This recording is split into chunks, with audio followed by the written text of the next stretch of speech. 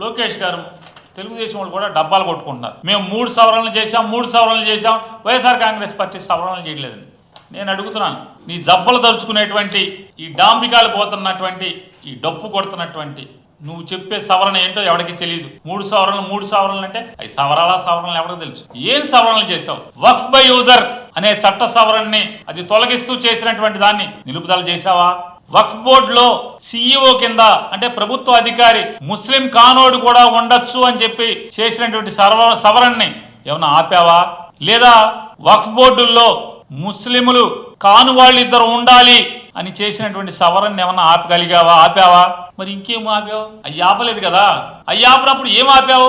ఏంటయ్యా అంటే సిగ్గు లేకుండానేమో అక్కడేమో ఓటేస్తారు బీజేపీ చెప్పిందల్లా వంత పాడతారు. అక్కడ ఓటేసి వచ్చి ఇక్కడ సిగ్గు లేకుండా మేము ఓటేయలేదని చెప్తారు, మేము ముస్లింలను కాపాడతామని చెప్తారు, మేము ఈ చట్టాన్ని వ్యతిరేకిస్తామని చెప్తారు.